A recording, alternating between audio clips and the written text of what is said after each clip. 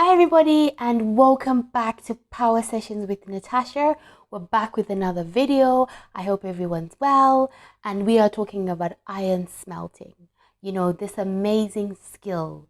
Where did it come from? Obviously it came from Africa. This particular skill, this particular contribution in society is the product of African science, but it often goes unnoticed by scholars, historians, and because of that, the general public, which is us, African people and people who don't think we've added anything to history, remain completely unaware, of its origins. As in other areas, the Africans have surpassed any development among Europeans, and iron smelting is one of them. At a time when Europeans were still satisfied with rude stone tools, which were very basic tools, the Africans had invented or adopted the art of smelting iron. Before smelting of iron even began in Africa, it was used for body decorations.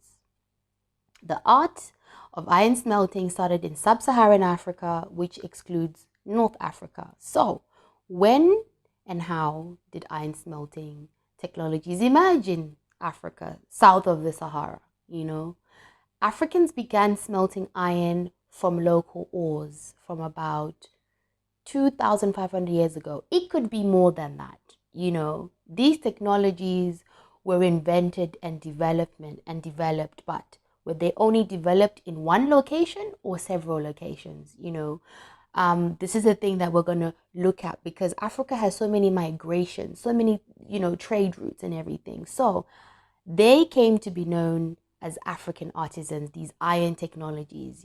They were quickly adopted and adapted on large scale productions. And if you look at it, iron smelting occurred in several ancient locations in Africa. We used iron as a way to exchange trade and defined social and political hierarchies. There's a huge variety of the status of iron. We can learn from certain places. Let's start with the place called Campo in Cameroon. It dates back to the 2nd and 4th century CE. There are places like Kamilamba, that is in the DRC, Democratic Republic of the Congo. That dates back to the 8th and 10th century CE. And then you have places like Great Zimbabwe, which dates back from the 11th century to the 14th century CE. Let's look at Kimbalamba. There is burial evidence in Kimbalamba that we'll go through. It is now called the place of where the Luba people live in southeast DRC. On a burial site from the 8th to 10th century, there was certain things that, were found. There was pierced and richly engraved an iron axe or a blade, along with pins that likely look once like they decorated wood shaft. Next to the skull of the buried man was a forged iron anvil. Grave goods at Kimbalambi also included pottery, iron, tools, and iron and copper jewelry. Only a few individuals were buried with rare items like the ceremonial axe and anvil. So this burial may be an early example of a cultural concept in Central Africa that equates kings and blacksmiths. Isn't that amazing? Blacksmith was seen as kings as well. Among the Luba people today, anvils are both, forging tools and royal regalia. Iron pins resembling those found in the Kimalamba grave are also called vinyundo, little anvils.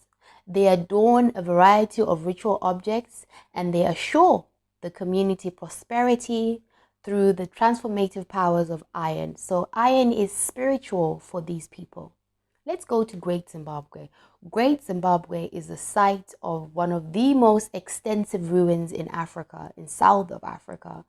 In the 13th and 14th centuries, they say, CE, it was the principal city of a major state. They say its population exceeded 10,000 people, So the substantial number of iron and hoe blades that were found outside the great enclosure confirmed that locally people used these tools to enable agriculture on a scale that fed thousands of peoples.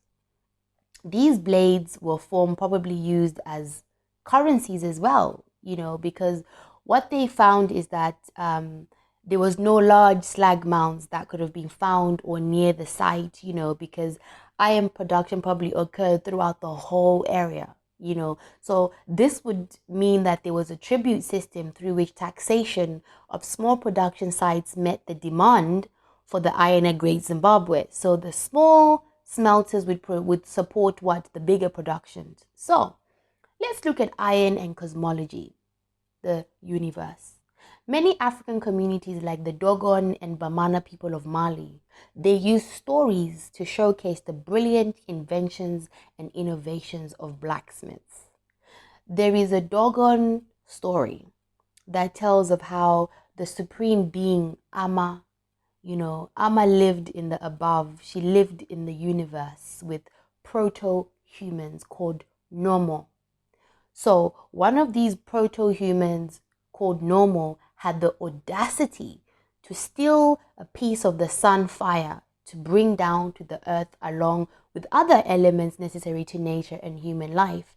Infuriated, Ama hurled lightning after the fleeing Nomo, causing its ark to crash and dispersing plants, animals, and humans across the earth. So, since the Dogon people consider fire the essence of divine power and the source of life, the Dogon blacksmiths are revered for putting fire to use in producing ritual objects and tools essential to farming. This is amazing. Dogon people live in Mali on the remote edge of the Sahara, where farming for them is very precarious. It's not easy because of the sandy soil and scarce rains that they receive.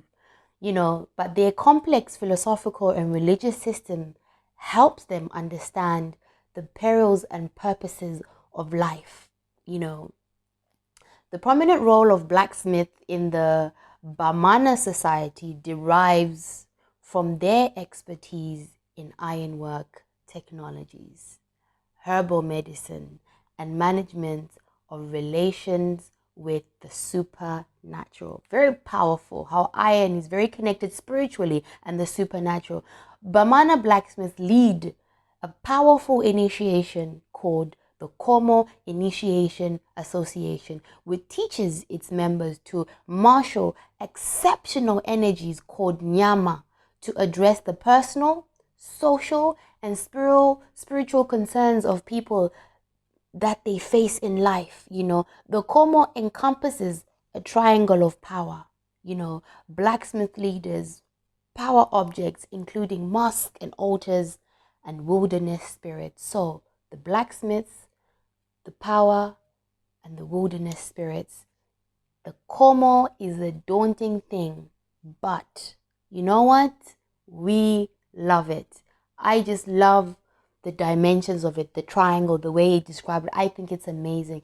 The importance of blacksmith is stressed in Bamana oral traditions, and there is something called the Sujata epic that happened in the 14th century, which describes the founding of the ancient empire of Mali.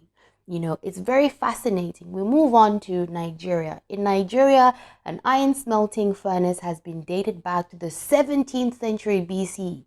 In the Nok culture in Nigeria, Kaduna State today, as early as 500 BC, iron was being used. In Jenejono, Mali, iron was being used by 250 BC. In East Africa, iron was being used by 550 BC. We have a rich history that nobody can steal from us. Nobody can take away from us. I hope you enjoyed watching this video. Don't forget to like, comment, and subscribe, and hit the notification bell, guys. Thank you so much for watching, and I'll see you on the next video. Bye!